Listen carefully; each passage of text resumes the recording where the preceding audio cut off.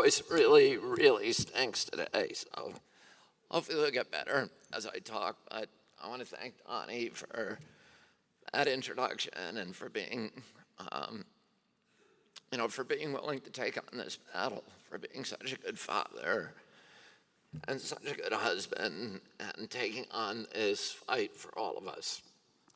So thank you, Donnie. One of the things that we've tried to do at World Mercury Project is to help make everybody, by providing information and doing and networking and bringing people together and devising strategic goals and tactical goals, is to try to take this army of extraordinary people and make you more and more effective as advocates. And one of the things that we've been working on over the past couple of months is a PowerPoint presentation that I'm going to unveil for you today. And we designed this PowerPoint presentation so that every one of you can take this to your community, to your politicians, to your doctors, and make you more and more effective advocates. This was a collaborative effort. It was created by a group of us, Lynn Redwood, of course, who has been at the barricades on this battle for 30 years, 25 years. Del Bigtree, Aaron Seary, who's an attorney that many of you know, who works in the vaccine courts, Forrest McCready, who's a videographer, and a number of other people, and we all worked in intense collaboration to try to create this. Now, many of you have heard me speak before, and you've heard me talk about how I got dragged into this issue, kicking and screaming. I'm an environmental attorney. I've worked for 30 years, 33 years, suing the biggest polluters in the country. And during around 1998, 1999 to 2005, I had probably around 30 lawsuits against coal-burning power plants and cement facilities and other facilities for mercury emissions.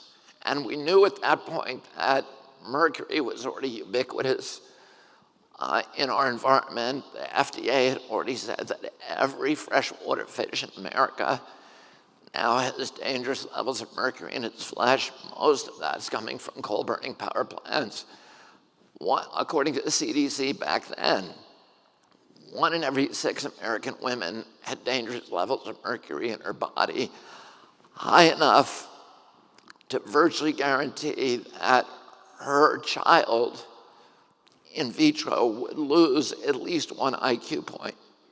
So I was going around the country talking about this issue, talking about the issues of mercury. And these extraordinary women, and many of you are in this room, would come up to me after I spoke and say, if you're really concerned with exposures of mercury to children, you need to look at vaccines. And ultimately, I read the science, and I saw this huge, and I'm very, very comfortable reading science. The way that I got into this racket was that I wanted to be a scientist my whole life. And of all the hundreds of environmental cases that I've brought, almost all of them involve a scientific controversy. So I'd seen, the phony science, the tobacco science, the junk science, the phony scientists, which we call the industry scientists, we call biostitutes, and the studies they produce, which we call gray literature. So I was familiar with all of that. And when I started reading the science on mercury and vaccines, I was able quickly to see the huge delta between what the science was actually saying and what the public media and the medical community and the pharmaceutical industry and the regulatory community, these captured agencies, were telling the public about what the science says. So I'm going to start by with a video of one of these, the kind of woman with the kind of story that I was hearing again and again and again and again, who got me into this racket. And can you guys see this, or should I? I was 6.5 months pregnant with twins and a boy and a girl. I went in for a routine exam, and at the end of the exam, as I was about to leave, my doctor said, I really would like you to stop by the nurse's station and get a flu shot. Against my better judgment, I went ahead and let them give me the shot. Within 5 to 6 hours after the shot, I started getting severe cramps and bleeding. I immediately went back to the hospital where my doctor was, and he said, "You are having a miscarriage." I lost my son, and my daughter ended up at 18 months diagnosed with severe autism. She regressed in my womb.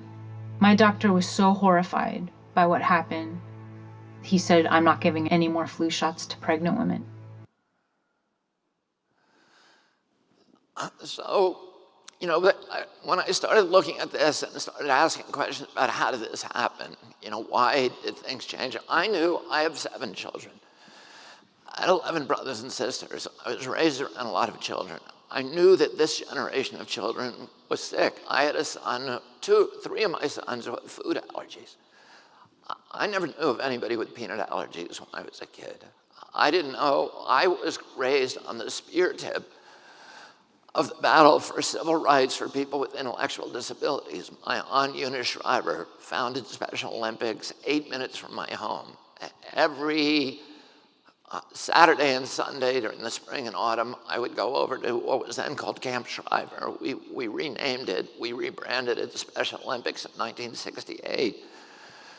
From the early 60s, I was working as a hugger and a counselor at Camp Shriver and at Special Olympics, and we never saw kids with severe autism. We prided ourselves on being able to handle any child, no matter, even kids who are virtually in a vegetative state, in Special Olympics, of finding games and competitions that they could participate in. But we could not have handled a child with severe autism, who's kicking and screaming and headbanging and biting and, and violent and all of these, and seizing.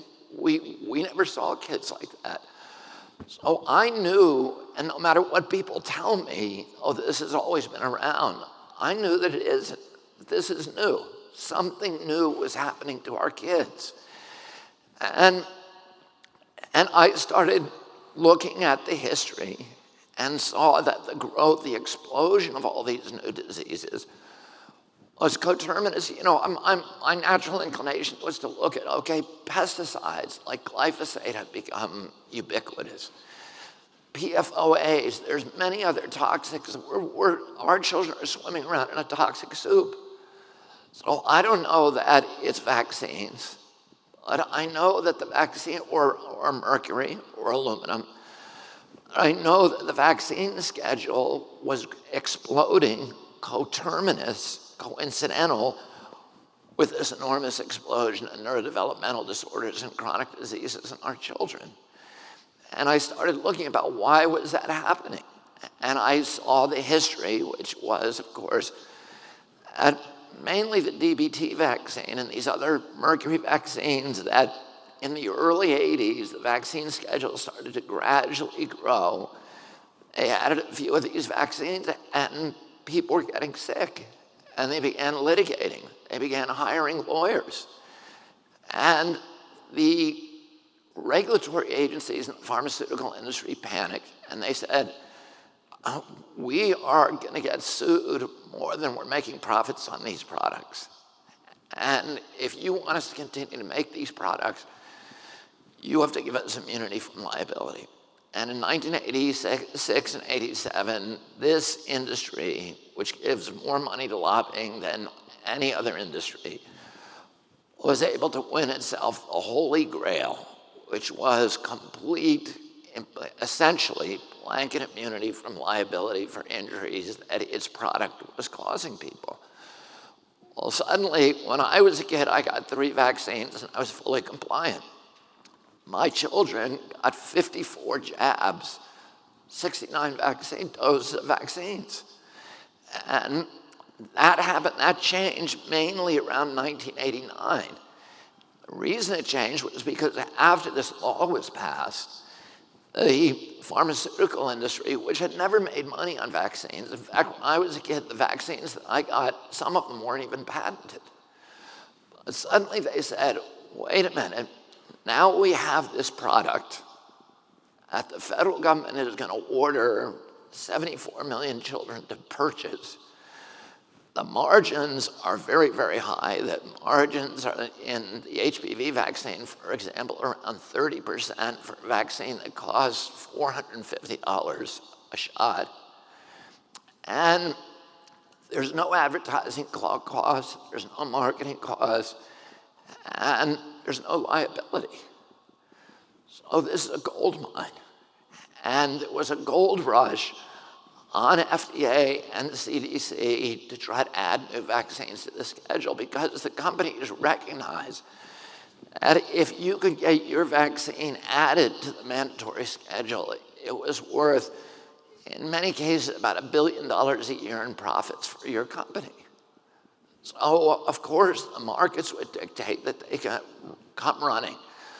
So my question was, well, you know, maybe that's not bad, as long as these vaccines, as long as the regulatory system is functioning. And these vaccines, as they're added to the market, receive the same kind of scrutiny as a regular drug. And because of corruption, systemic corruption, that wasn't happening. And that is what that politicians don't understand that. Politicians who are passing these new mandate bills, they don't know this. The doctors that you're taking your children to don't know this. The people, in many cases, the public health regulators in your state don't know this, and they need to be informed of it. And that's why we created this PowerPoint. So let me start with this. This is a study that was published in February of this year. And this study was done on African children in the nation of Guinea-Bissau. And it was funded mainly by the Danish government. And it was created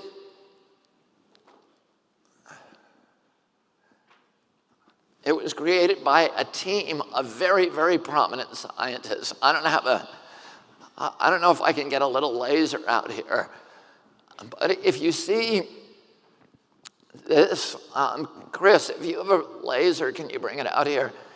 There's a scientist, the last name on the list of scientists is a man named Peter A. Abey.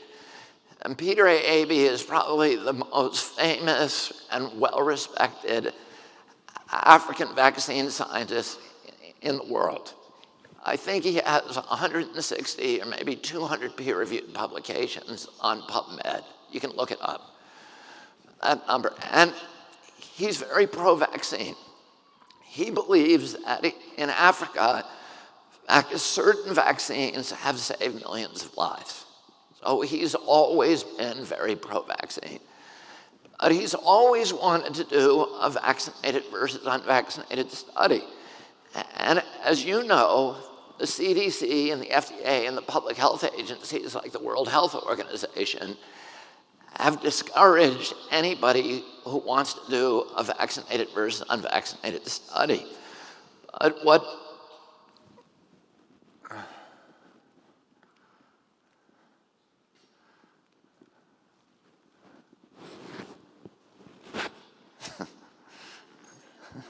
see if it works.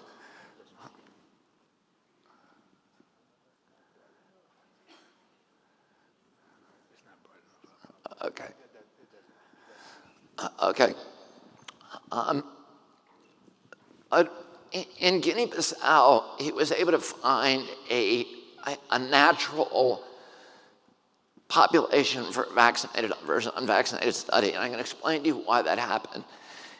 In Guinea-Bissau, there is a single health clinic that has endeavored for decades to weigh every child in Guinea-Bissau on their third birthday. And they've been very successful at that. So in the early 1980s, they began vaccinating the kids when they came in for that 3-month weighing.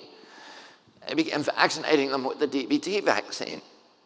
But the system is not well organized, and the transportation and travel in Guinea-Bissau is very difficult. So some mothers would get, very few people were coming exactly on their third birthday. Some kids were coming a few days before, some a few days or a few weeks afterwards.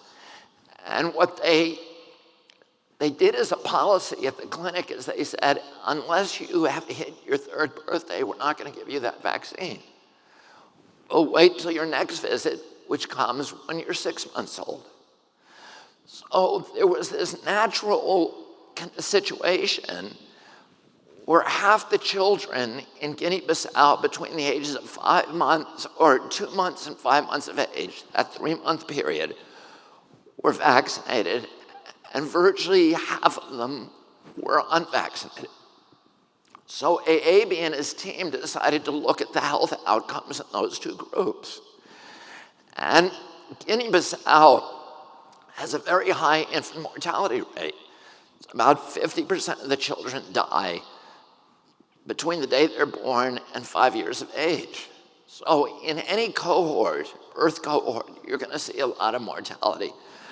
But here's what they found, was that the children who were vaccinated, you look at this number here, had, during that period, had 10 times the mortality rate as kids who were unvaccinated. So the vaccinated children were dying at 10 times the rate as the unvaccinated kids. Now you'll see this other number here that says 5. For some reason, some of the kids were being given the polio vaccine at the same, oral polio vaccine at the same time. Those kids had a better survival rate.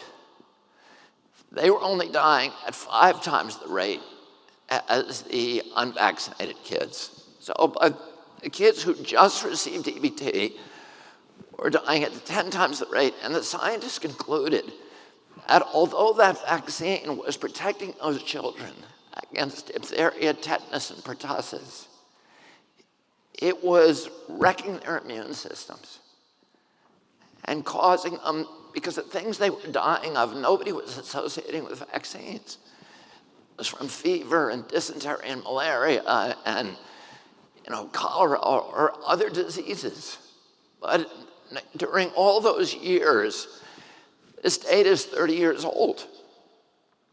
And during all that 30 years, nobody noticed that these vaccinated kids were dying so fast. So that, and if you read what he says here, all currently available evidence suggests that DDP vaccine may kill more children from other causes than it saves from diphtheria, tetanus, and pertussis. This is the most popular vaccine in the world. Every child who receives a vaccine in Africa is given this vaccine. And it was killing 10 times the amount of kids who were unvaccinated for the past 30 years, and nobody noticed it until Peter Aabe did this study in February. So my question was, could the same thing be happening in this country, where children are getting sick and nobody is connecting the dots to the vaccination schedule, to mercury, to aluminum, or whatever? And the answer to that question, as I'm going to show you, is yes, that definitely could be happening. So here's the list of injuries that we we can definitively say are connected to vaccines. Why can we say that? Because the top list are the lists that have been awarded compensation by the vaccine courts. So, even with that really high bar, it's very, very difficult to get compensation there. But if you look at them, it's things like Guillain-Barré, which is autoimmune. A lot of these are autoimmune diseases. Seizure disorder, brain damage with encephalopathy, Bell's palsy, rheumatoid arthritis, spasms, seizures, hypoxia, et cetera. And then the lower list here these are injuries that the manufacturers found when they were making the drug. And they're required to put those on their inserts. So these are injuries the manufacturer feels it has to warn people about because there's some evidence that the vaccines are causing those injuries, and many of them are the same. It's autism. Yes, that is on the vaccine inserts. SIDS, narcolepsy, tics, epilepsy disorder, Tourette's syndrome, ADD, ADHD, asthma, eczema, food allergies, autoimmune disease, juvenile diabetes, speech delay, etc., and Tourette's syndrome. So now we go here. According to CDC, and this is shocking, 1 in every 6 children in this country now has a neurodevelopmental disorder. And look, it's the same injuries that we know are caused by vaccines. According to HHS, 54% of our children, this is the sickest generation in the history of our country, 54% have a chronic illness. And look, it's the same things: asthma, ADD, ADHD, behavior problems, speech problems, and there's 12 other ones that are not here. Developmental delays, allergies, learning disabilities. It's the same one that we know are caused by vaccines. Here is an interesting graph. This shows that in 1986, there were 11 vaccines. Today, 53. This is the jabs, not the doses, the jabs. So we went from 11 to 53. There's actually between 69 and 74 doses now that kids get. And then the prevalence in 88 of chronic disease was 12%. Today it's 54%.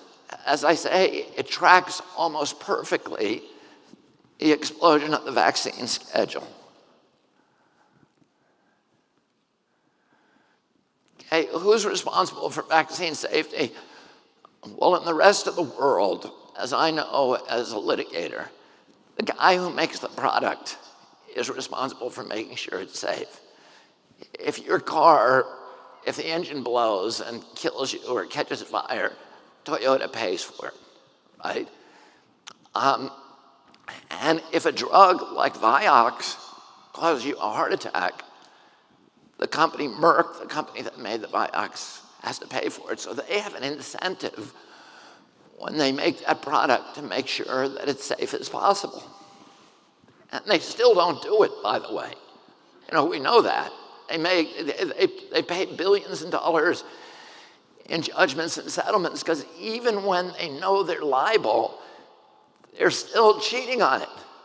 So, and this is one of the cognitive dissonance that the rest of the world who doesn't let us speak about these things has to all have in their mind that, oh, we know these drug companies are terrible, when it comes to other drugs, but suddenly when it comes to vaccines, they find Jesus and they're not going to put anything bad in them.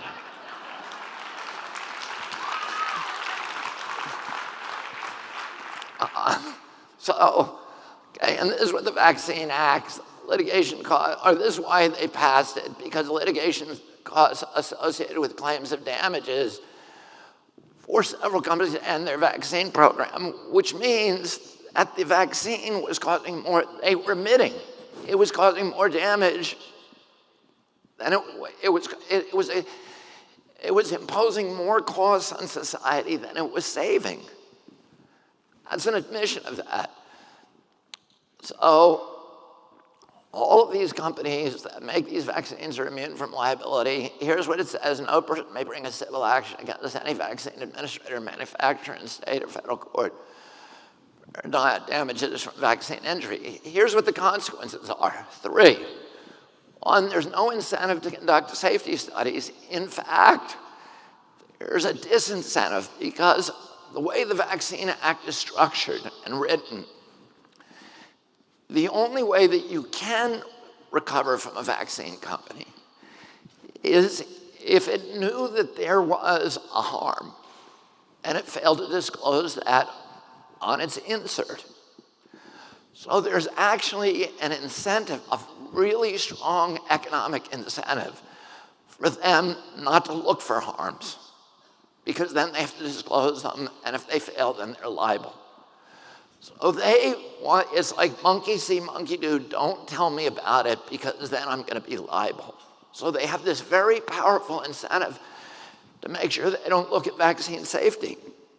Now, the other thing is, I already explained, 74 million American kids, liability-free marketplace, and a huge incentive to develop new vaccines.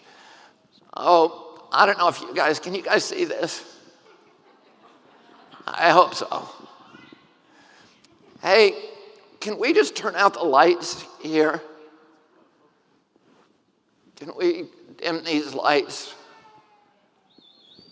Okay, is that better? So let me just tell me, the whole earlier part of this, none of you even saw it, right? Fuck. Okay, so. Okay, so 86, 11 vaccines. I'm gonna show you something just in case you missed it.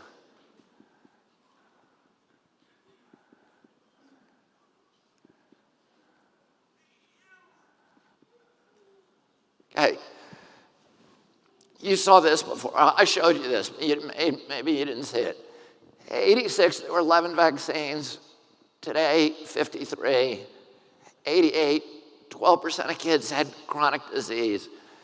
Today, 54%. So it's exactly coterminous with the vaccine schedule.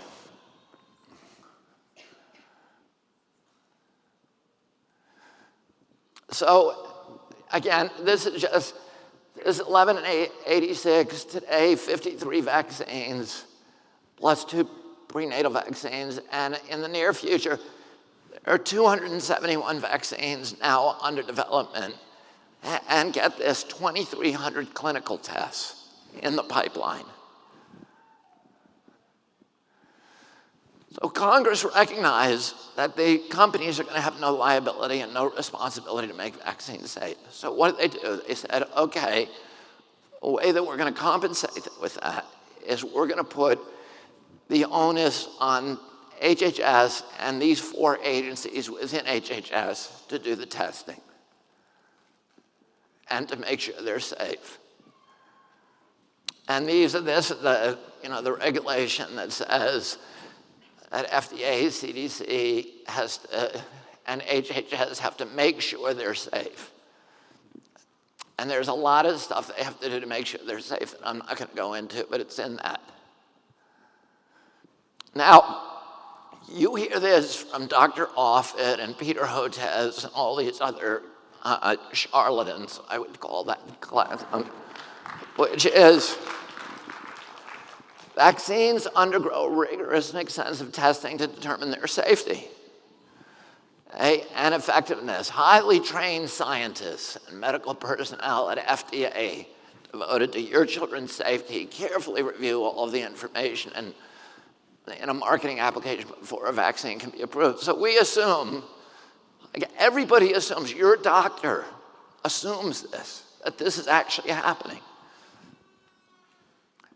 So, and they assume that the same thing that happens to regular drugs the same rigorous testing. And you guys all know that to bring a drug to market, they say it costs $1 billion because you have to go through these extensive 5-year double-blind placebo testing. And it's true. So Lipitor, here's what double-blind placebo testing, of course, the gold standard. And what it means is you take maybe 5,000 people, you give them the Lipitor, and you take 5,000 people in the control group, which you give a sugar pill that looks exactly like the Lipitor. And it's double-blind because neither the patients, the people in the study group, nor the people in the control group, nor the researchers, none of them know who got what. It's all blind. That way you get rid of opportunities for bias. Right? And then they look for 4.8 years in this case, and they look at health outcomes. And then they do the math at the end of that and see if the people who took the Lipitor were getting sicker from other diseases they didn't expect. So, and why do they do 4.8 years? Because a lot of these injuries are latent. You can injure somebody and it doesn't show up for 4 years. Well, they want to make sure that they're looking at it for a really long time before they approve it as safe for the public to take. Anbrel, another drug, 6.6 years. They use the placebo group a saline injection. So it's inert. We know there's nothing in the saline or the sugar that's going to hurt you. So it can't be blamed on that. And it's really important to have something inert in the placebo group. Botox, 51 weeks. Okay, now here's vaccines. These are the only two hepatitis B vaccines that are approved for one-day-old kids, and they're given to every kid, as you know, in a hospital in this country. How long was the safety review period? 4 days. That means that if that child got a seizure on the 5th day, it never happened. If he died on the 5th day, it never happened. If he got autism diagnosed 3 years later, it never happened. They're blind to it. They can't see it because they only looked at those kids for 4 days. If he got ADD or ADHD or food allergies, it never happened. They have no way of knowing. And then look at this. What was the placebo? None. That's not science. That's a guy from the pharmaceutical industry sitting in the room saying, it looks okay to me. You got nothing to compare it to. This is like a comedy bit. You know, if it weren't so horrible, it would be funny. Because literally, what did they even think we're going to believe is happening with this? There's somebody sitting there saying it all looks okay without doing any math. He doesn't even have to be a mathematician. He doesn't have to be a statistician. He just needs to look at people and say, it looks okay to me. Because there's no placebo. This isn't science. This is insane.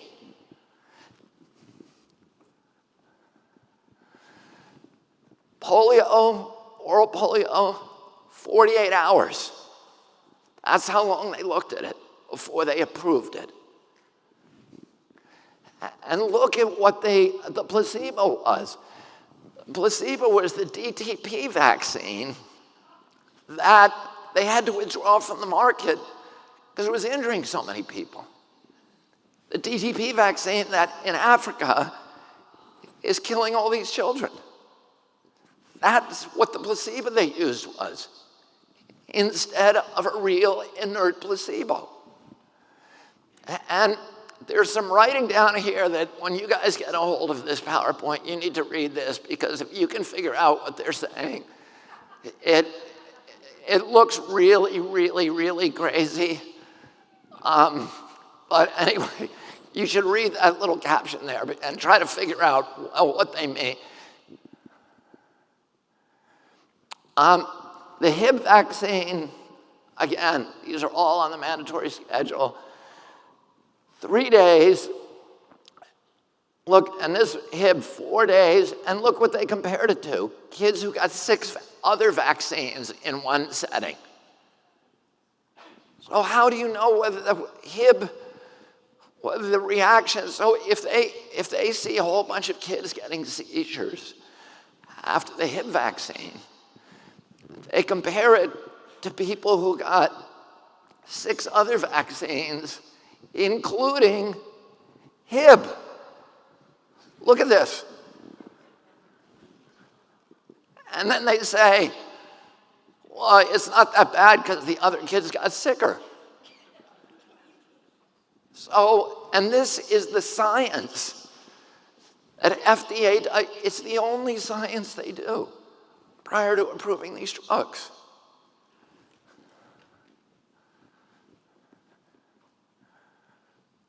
Okay, so we know that prior to the approval, there's no science. There's no safety studies, right? So they don't know whether it's safe. The only thing they know about it is whether it treats the target disease. But they have no idea whether it's causing all these other problems from other illnesses and from ruined immune systems. But we get a second shot at it, because once they start giving it to all the kids, and of course, we'll see an effect, right? No, wrong. Here's why. This is their system. As you guys know, most of you, it's called VAERS, Vaccine Adverse Event Reporting System. The big problem with this system is it's voluntary. That means that the doctor is told that if he wants, he can report vaccine injuries to VAERS. So that means you go to your doctor's office and he says, you got to take this vaccine. And you say, like that woman in the beginning who said, I don't feel comfortable taking the flu vaccine, doctor. And he says, you're a bad mother. If you don't do it, you're selfish. That's what he told her. And she gets it, and something happens to her child. Do you think that doctor wants to now report that to VAERS? Some of them will, but not all of them are gonna. So here's what we know from VAERS is that in 2016, there were 432 deaths from a vaccine, 1,000 permanent disabilities, 4,000 hospitalizations, 10,000 emergency room visits. That's what somebody admitted. Here's what HHS says. HHS itself admits fewer than 1% are actually reported. So that would be the number if you multiply those by 100, which is not science either. You know, I mean, it's not good science. We ought to be able to do better than that. So HHS says 1%.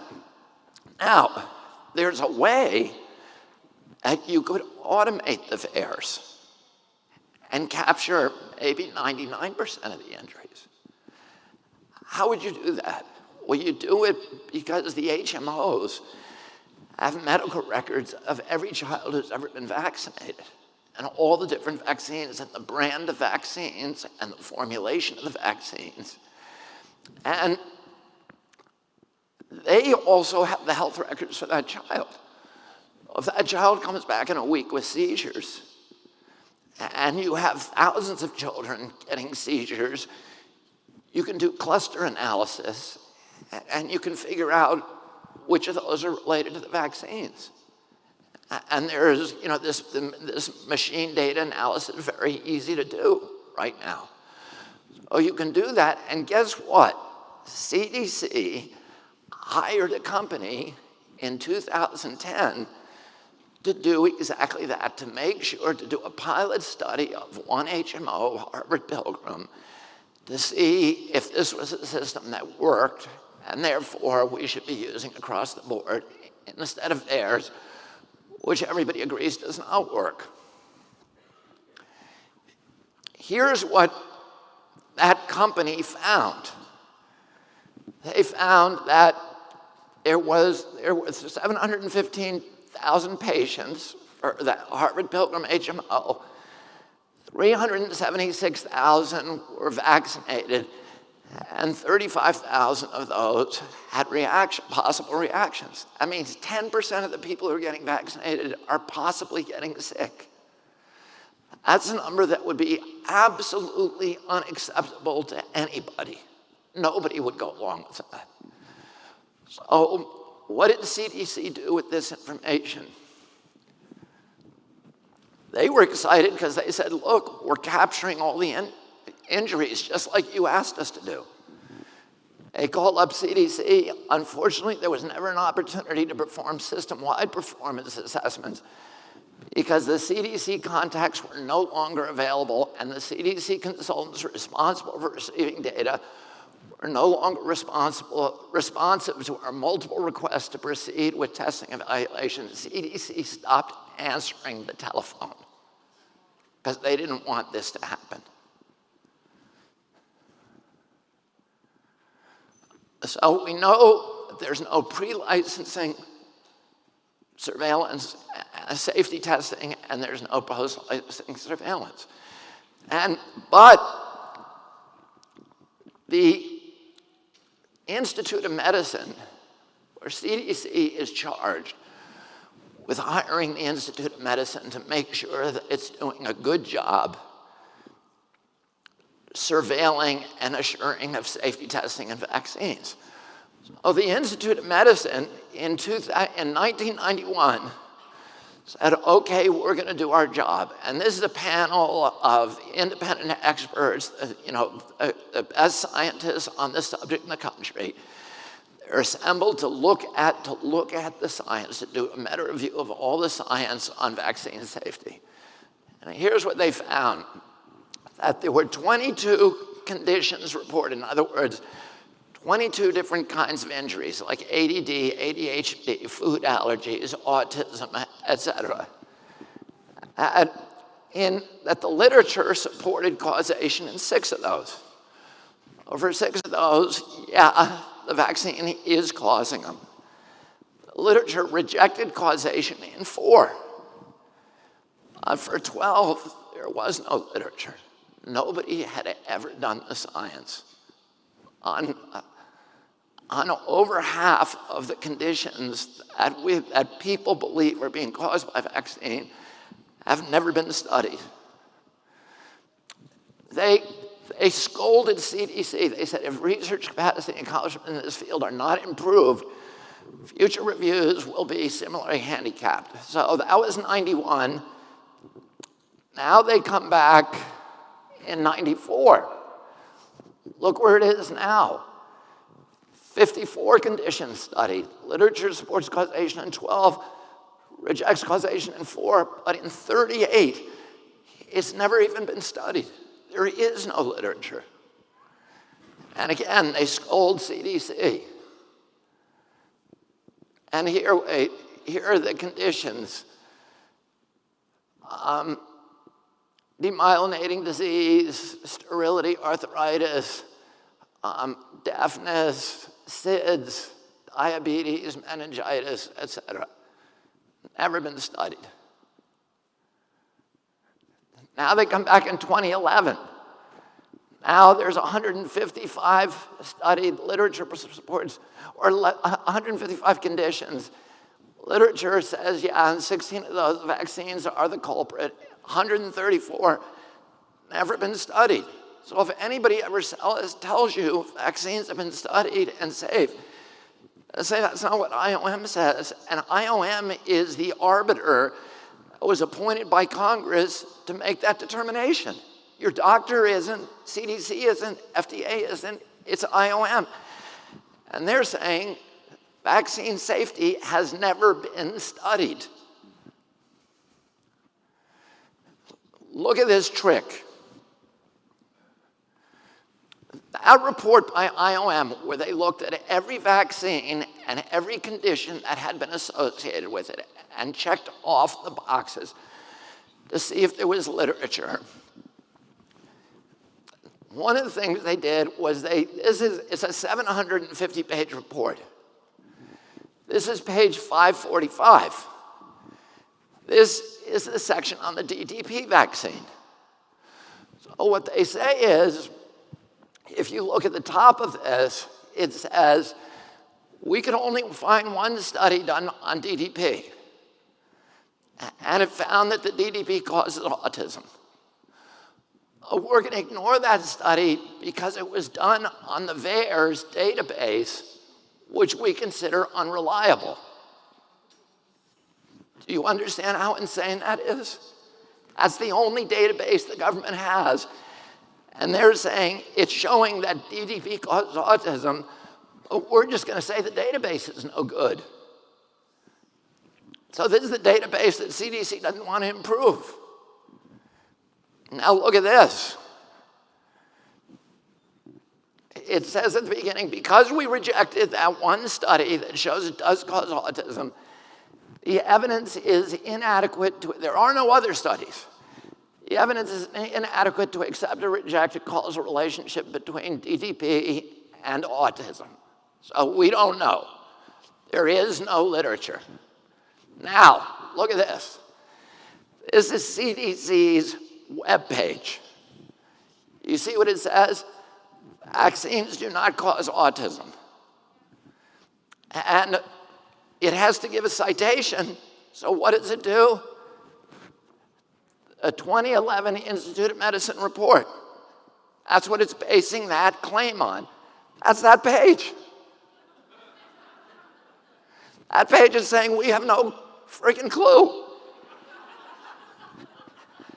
And these guys, CDC is openly today saying it doesn't cause autism because IOM says it doesn't. They just are counting on the fact that nobody is going to read that 700-page report, so they can just lie about it.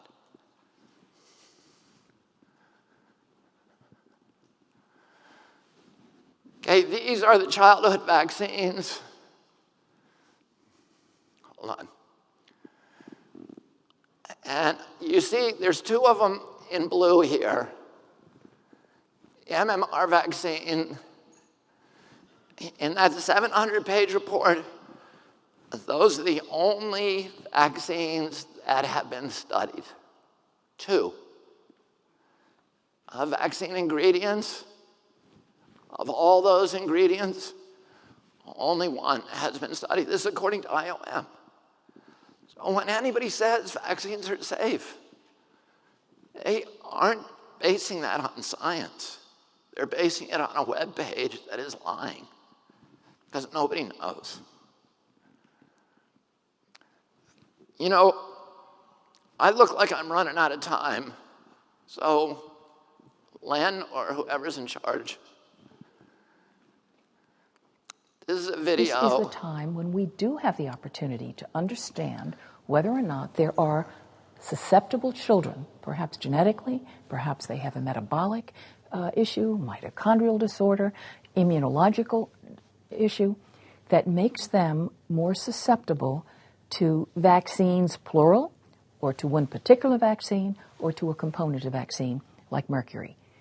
So we now, in these times, have to, I think, take another look at that hypothesis, not deny it. And I think we have the tools today that we didn't have 10 years ago, that we didn't have 20 years ago, to try and tease that out and find out if indeed there is that susceptible group. Why is this important? A susceptible group does not mean that vaccines aren't good.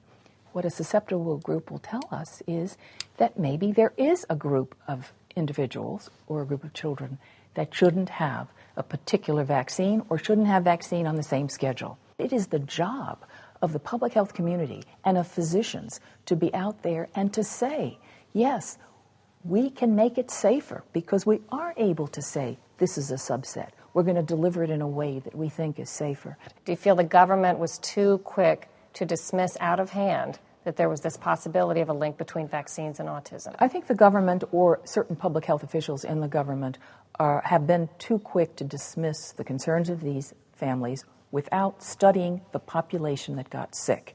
I haven't seen major studies that focus on 300 kids who got autistic symptoms within a period of a few weeks of a vaccine.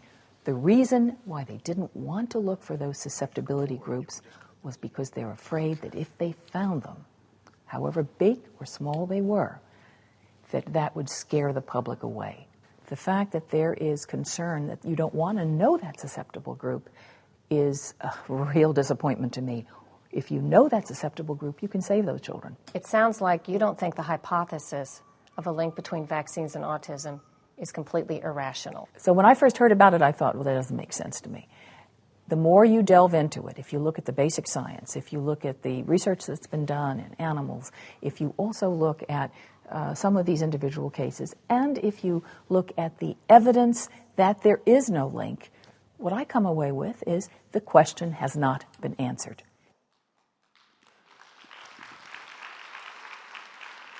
Can you?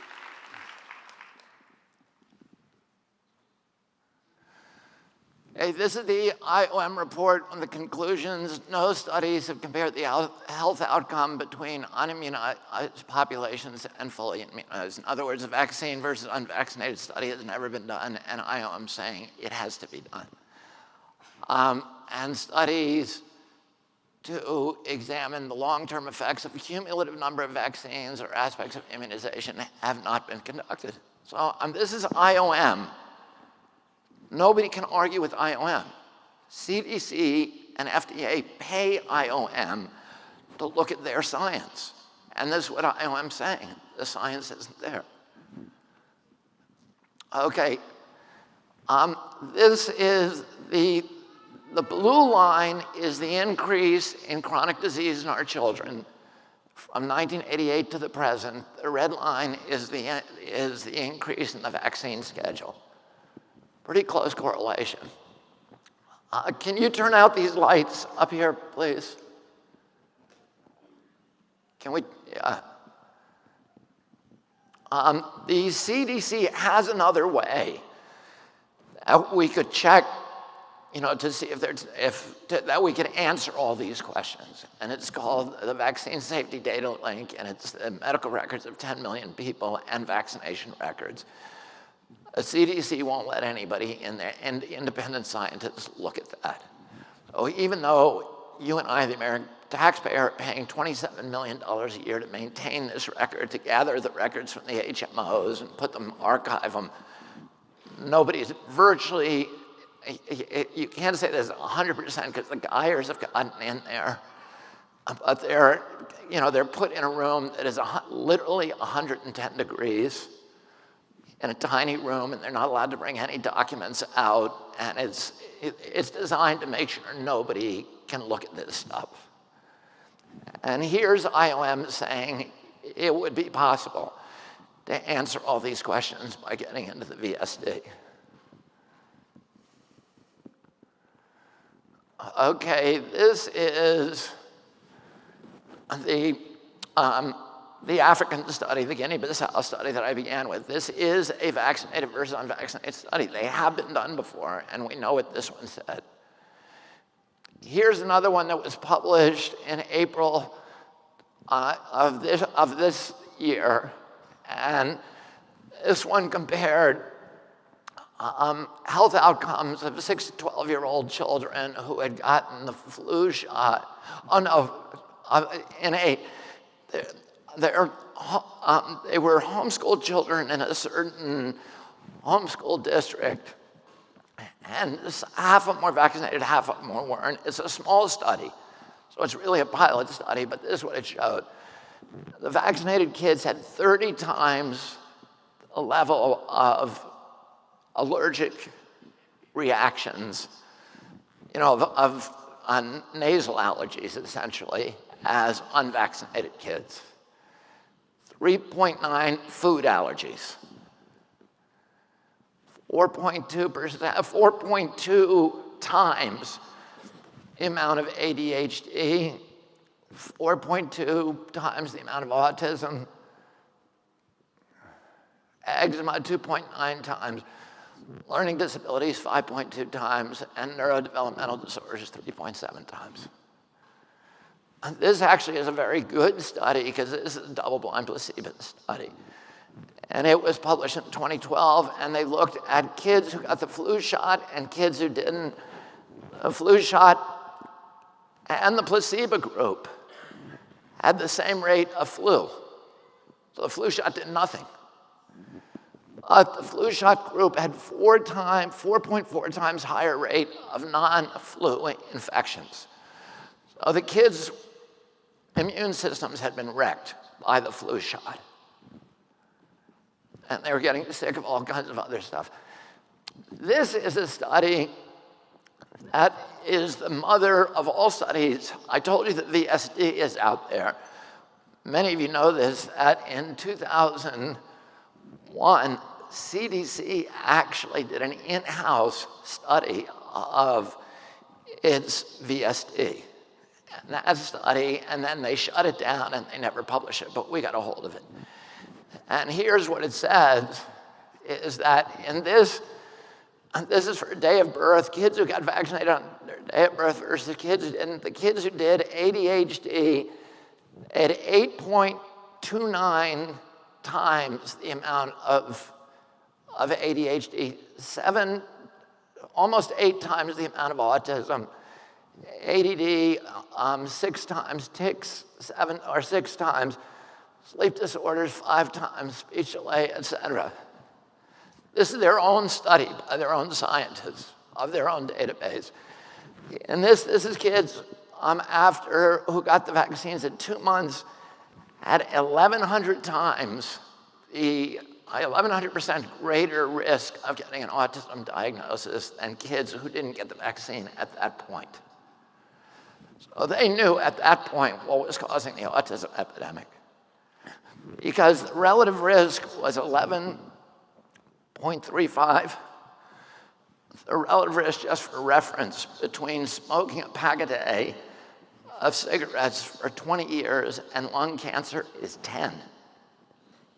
So there's just no question. If you believe in science, if you believe in empirical evidence, this is the answer. That's where the autism epidemic is coming from.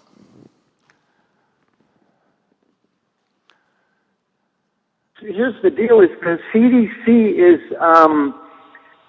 they're paralyzed. The whole system is paralyzed right now, and the whole branch is paralyzed, and it's becoming more paralyzed. So there's less and less and less being done as the place just comes to a grinding halt.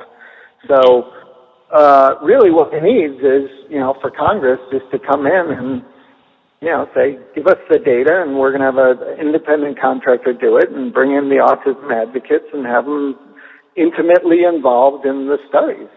When I talk to you, you have a son with autism, and I have great shame now when I meet families with kids with autism, because I have been part of the problem.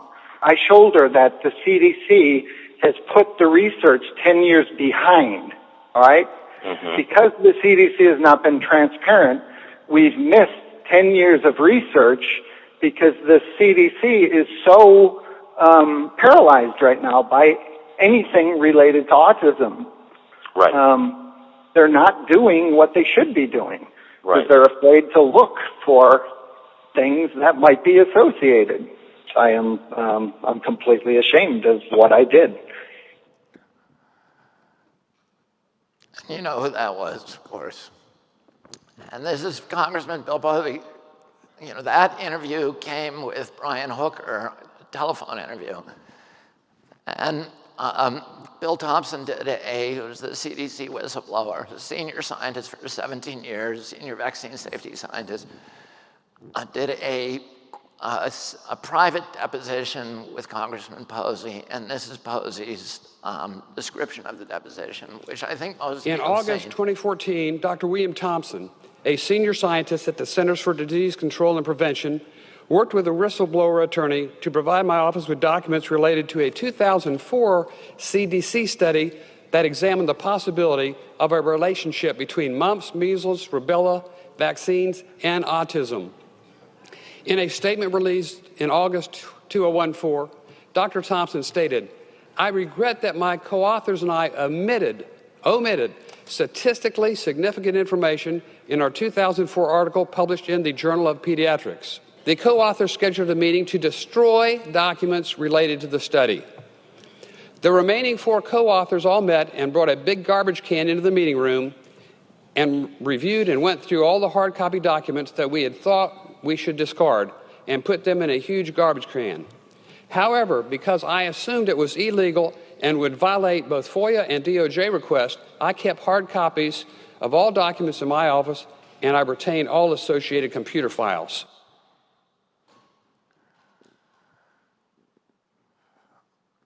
Okay, so why is this happening? Here's the FDA in 2000. The FDA approved, licensed the vaccines, and the CDC mandates them, so it puts them on the schedule. So that's the function of the 2 agencies. Congress did a study of the FDA in the year 2000, and here's what they found. The committee that licenses the vaccines, you remember, this committee that's licensing these vaccines, the only thing they've seen in terms of safety is those 4-day studies. So that's the only information they have, that 4-day study. Somebody's coming in and from the industry, and we did a 4-day study and everything looked fine. So that's all FDA has. In addition to that, the Congress found that the overwhelming majority of the members, both voting members and consultants, have substantial ties to the pharmaceutical industry. Conflict of interest rules employed by FDA have been weak. Enforcement has been lax. Committee members with substantial ties to pharma companies have been given waivers to participate in committee proceedings. Here are examples of the kind of conflicts that Congress found in FDA. 3 of the 5 FDA advisory committee members who voted to approve the rotavirus vaccine in December 1997 had financial ties to the pharmaceutical companies that were developing different versions of the vaccine. One of the 5 voting members' employer had a $9 million contract for a rotavirus vaccine. One of the 5 voting members was the principal investigator for a Merck grant to develop the rotavirus vaccine. One of the 5 voting members received approximately $1 million from vaccine manufacturers toward vaccine development. And so these 5 guys who are all on the take, in the tank, with Merck and Sanofi, Pasteur, et cetera, were all making billions on that vaccine. So other guys who approved it based upon that 4 days of safety evidence.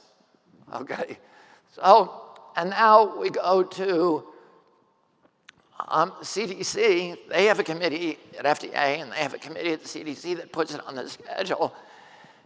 CDC, by its own admission, this is a quote from them, say, "We did not use evidence-based guidelines." So what do they use? I don't know what else you use other than we just took money from pharma. What else is there? The first year that they started using evidence was 2011. And you may all breathe a sigh of relief and say, okay, well, why are you complaining? They're doing it now. But all of the vaccines were approved prior to 2011 that your kids are getting. So they admit that they never used evidence prior to 2011 for all the stuff they're continuing to give your children.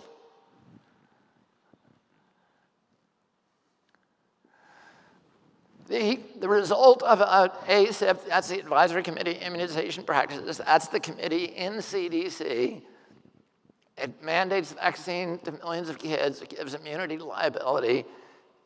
And it includes in the vaccine for children program, 74 million people get it.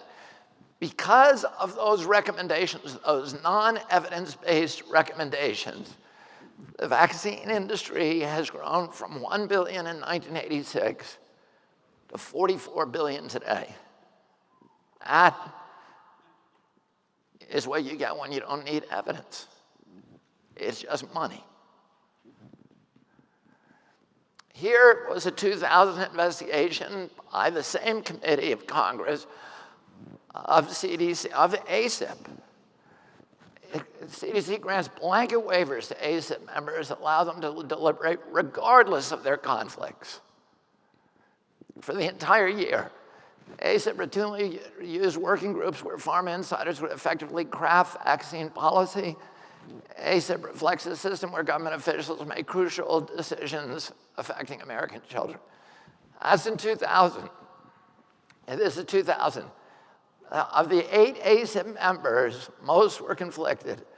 The chairman served on Merck's Immunization Advisory Board. Another member shares the patent on the vaccine under development for the same disease, added $350,000 and for Merck to develop this vaccine and was a consultant for Merck. That's Paul Offit.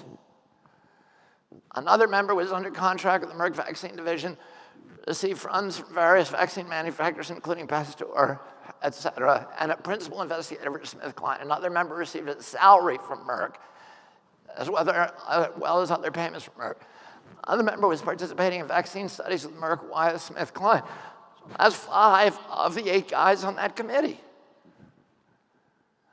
6, another member involved grants from Merck and SmithKline. So 6 of the 8 had these disastrous conflicts.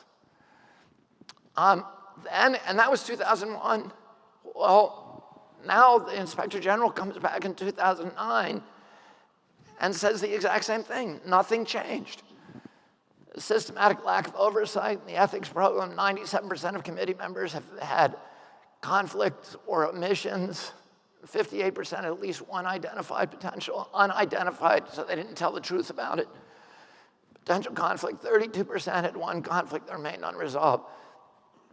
And CDC keeps granting waivers. Okay, here's CDC's budget. The whole budget is $11.5 million, almost $5 billion. Almost $5 billion of that goes to promoting vaccines and buying vaccines. 20 million goes to looking at vaccine safety. That's enough for 10 decent studies. And there's 54 shots.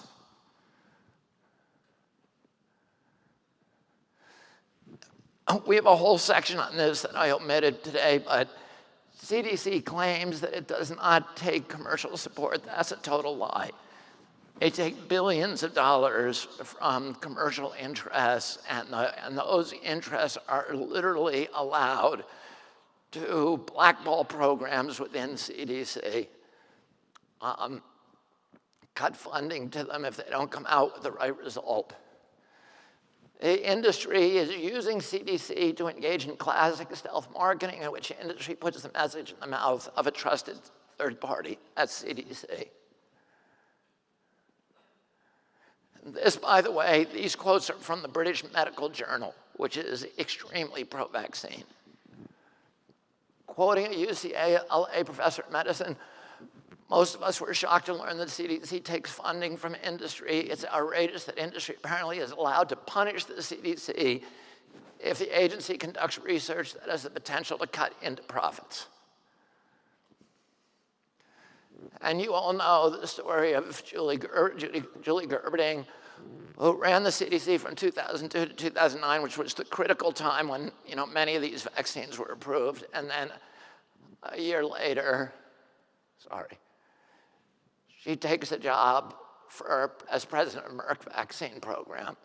And she gave Merck the national monopoly to the MMR vaccine. Billions and billions and billions of dollars. And then this was her payoff. $2.5 million annual salary with stock options. This is something most people don't know.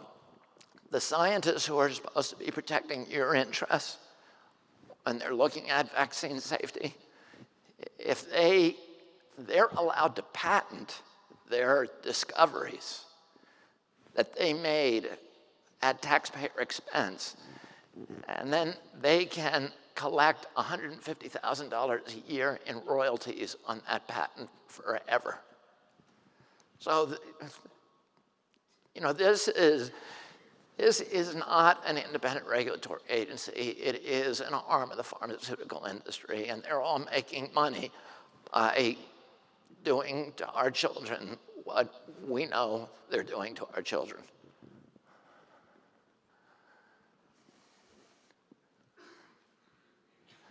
Here's another thing. HHS, under the law, is required to vigorously defend the vaccine program against claims by parents whose children have been injured. So you go to vaccine court, you're fighting Department of Justice lawyers who are representing HHS. So what this means is that HHS also does not want to give you evidence, does not want to study vaccines safety in a way that will give you evidence to make a claim against them. And this is what happened in 2008. The NIH Interagency Autism Coordinating Committee, that is a committee in NIH that has some parents on it, right? And it had Lynn Redwood on it. And it has scientists and some independent people. They said, we should study, and they have a budget. They can make recommendations to how NIH budget on vaccines is used. They made a recommendation to put $20 million into studying the relationship between vaccines and autism. And they approved it. They voted on it, and it went through. The next meeting, the chairman of the committee, Tom Insel, came in and says, and if you read this in yellow, what he's saying is, we can't do that study because if it shows that vaccines cause injury, it will allow plaintiffs to make claims against us in vaccine court. Oh, this whole mandate that Congress said, we know that we're relieving the vaccine companies of any liability. We're going to tell HHS to do the vaccine studies. Now HHS is saying we can't do them because somebody will use it against us in court, in the vaccine court. So they withdrew that money, and that vote was canceled.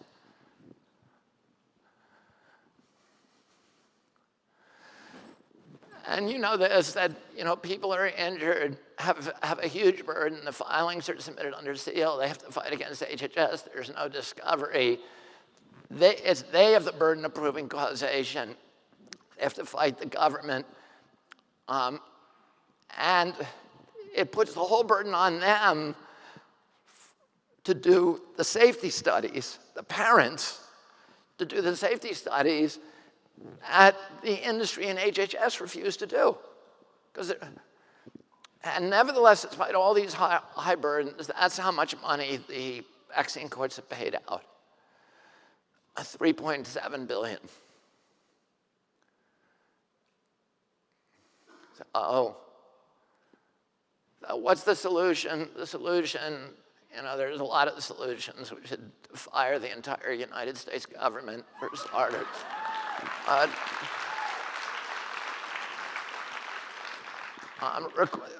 Require the vaccines go through the same approval process as other drugs.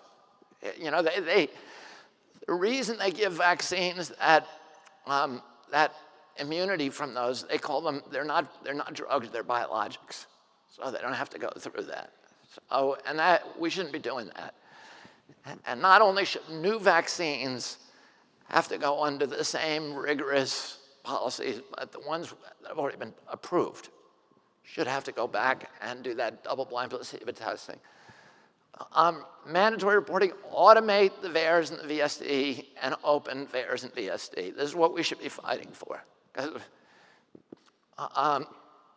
make sure that anybody involved in the approval process does not have conflicts of interest, reevaluate all the old vaccines, under double-blind placebo studies, do a study that look at a study susceptible individuals, never been done, and do a versus unvaccinated study, and support fully informed consent and individual rights to refuse vaccination. And so that is the PowerPoint. And I did kind of the long version of it, and for when you're doing advocacy, it's very hard to get a politician to sit down for that long. We're going to do a series of shorter versions and make it easy. We're doing a video of this. The video is, again, long, and it does this whole thing. We're going to do shorter and shorter versions and make them available to you over the next 6 months so that you'll be able to go to your legislatures, to your physicians, to your doctor, and say, look, before you give my child a shot, take a look at this.